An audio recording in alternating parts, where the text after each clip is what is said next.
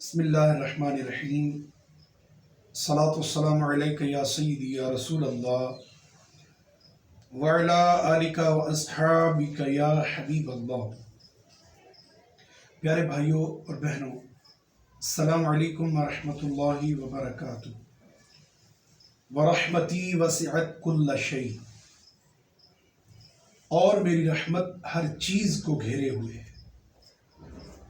حضرت سیدنا ابو ہریرہ رضی اللہ تعالی عنہ روایت فرماتے ہیں کہ نبی پاک صلی اللہ علیہ وسلم نے ارشاد فرمایا، ایک کتا کسی کنویں کے قریب گھوم رہا تھا اور یوں معلوم ہو رہا تھا جیسے وہ پیاس کی شدت سے مر جائے گا۔ اسی درمیان قوم بنی اسرائیل کی ایک بدکارہ عورت کا ادھر سے گزر ہوا۔ اس نے اپنا موزہ نکالا اور اس سے پانی نکال کر اس کتے کو پلا دیا۔ فغفر لہا بہ، اس عمل کی وجہ سے اس عورت کے گناہوں کی مغفرت فرما دی گئی۔ یہ حدیث مبارکہ کہاں ہے؟ بخاری شریف میں، جلد اول میں ہے۔ جب موذی جانور کتا کے ساتھ بلائی کرنا بخشش کا سامان ہے تو اشرف المخلوقات انسان کی خیر خواہی اور اس سے محبت کرنا، اس کی مدد کرنا، اپنے پڑوسیوں، دوستوں اور رشتہ داروں کو فائدہ پہنچانا کتنا اجر و ثواب کا کام ہوگا۔ کرو مہربانی تو محل زمیں پر، خدا مہربان ہوگا عرش بری پر۔ خدا مہربان ہوگا عرش بری پر۔ اللہ پاک فرماتا ہے، اور وہ کہ جو کوئی بے حیائی یا اپنی جانوں پر ظلم کر لیں، اللہ کو یاد کر کے اپنے گناہوں کی معافی طلب کرے، اور گناہ کون بخشے سوا اللہ پاک کے، اور اپنے کیے پن جان بوجھ کر اڑ نہ جائیں۔ چوتھا پارہ سورہ آل عمران کی آیت نمبر 135 میں اللہ پاک کی ارشاد فرماتا ہے۔ حضرت ابو سعید خدری رضی اللہ تعالیٰ عنہ آپ بیان فرماتے ہیں کہ نبی پاک صلی اللہ علیہ وسلم نے ارشاد فرمایا کہ بنی اسرائیل کے ایک آدمی نے 99 قتل کیے، 99 قتل کیے۔ پھر اس جرم کا حکم پوچھنے کے لیے وہ ایک راہب کے پاس آیا اور اس سے پوچھا، اب میری توبہ کیا قبول ہو سکتی ہے؟ راہب نے جواب دیا، نہیں، تمہاری توبہ قبول نہیں ہو سکتی۔ قاتل نے راہب کو بھی مار ڈالا، لیکن وہ دوسرے لوگوں سے بھی اس مسئلے کو دریافت کرتا رہا۔ اب اس نے 100 کی گنتی پوری کر لی۔ ایک آدمی نے کہا کہ تو فلاں بستی میں چلا جا، وہاں تیری بخشش ہو سکتی ہے۔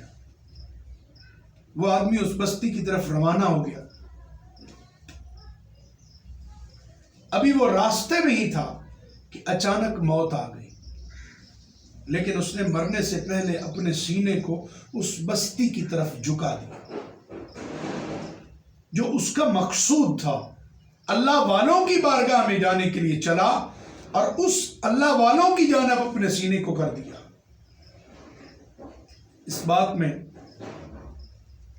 آگے یہ ہوا کہ اس کی موت کے بعد رحمت کے فرشتے اور عذاب کے فرشتے حاضر ہوئے اور اس کے متعلق حجت کرنے لگے، اس بات میں کہ اس کی روح کون لے کر جائے گا۔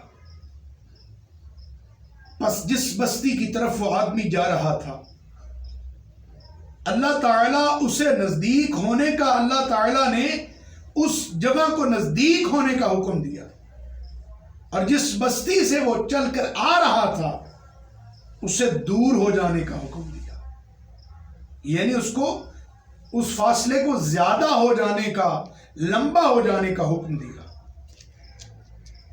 پھر فرشتوں نے فرمایا، اس مرنے والے کی جگہ سے دونوں بستیوں کا فاصلہ ناپتے تو وہ اس بستی سے ایک بالشت نزدیک نکلا جس بستی کی طرف وہ روانہ ہوا تھا، اس لیے کہ میری مغفرت ہو جائے، میں اللہ والوں کی بارگاہ میں پہنچ جاؤں۔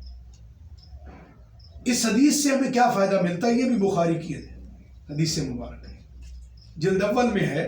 اس حدیث سے معلوم ہوا کہ وہ آدمی جو اپنے گناہوں سے توبہ کرنا چاہتا ہے اور اس کے لیے کوشش کرتا ہے تو اللہ تعالیٰ کی رحمت اس کے شامل حال ہوتی ہے اور اس کے گناہوں کی بخشش ہو جاتی ہے۔ توبہ کا لغوی معنی رجوع کرنا، لوٹنا۔ اصطلاح شریعت میں خدا کی نافرمانی ترک کر کے اطاعت کی طرف لوٹنا اور گناہ نہ کرنے کا عزم کرنے کا نام توبہ ہے۔ کاش ہم بھی یہ توبہ کرنے والے بن جائیں۔ توبہ کے لیے ضروری ہے کہ اپنے گناہوں کا اعتراف کرے، گناہ چھوڑنے کا پورا ارادہ کرے، اپنے گناہوں پر شرمندہ ہو، حقوق العباد کے تحت جو بندوں کے حق تلف کیے ان کے حقوق واپس کرے، ان سے توبہ کرے، معافی مانگے، رب کریم کی بارگاہ میں ندامت کی آنسو بہائے۔ دعا ضرور کرے گا قبول رب کریم، دعا ضرور کرے گا قبول رب کریم، تمہاری آنکھوں میں لیکن نمی ضرور ہے۔ پیارے بھائیوں، اگر یہ میری ویڈیو اچھی لگی ہے، میرے چینل کو سبسکرائب کیجئے، بیل آئیکن کو لازمی دبائیے اور کمنٹس بھی عطا فرمائیے تاکہ میری کوئی غلطی ہے اس کو میں درست کر سکوں، اور اس کو شیئر بھی کیجئے اور صدقے کی نیت سے اس کو لازمی شیئر کیجئے اور بیل آئیکن کو بھی لازمی دبائیے تاکہ ہر آنے والی ویڈیو آپ تک پہنچ سکے۔ پیارے بھائیوں، اس چینل کو آپ دیکھتے رہیں، اللہ کی رضا کی خاطر۔ میں اپنی اور اپنے بھائیوں کی اصلاح کے لیے میں نے اس کو شروع کیا ہے۔ اللہ پاک مجھے اور آپ کو استقامت نصیب فرمائے، آمین بجاہ نبی الامین صلی اللہ تعالی علیہ وسلم۔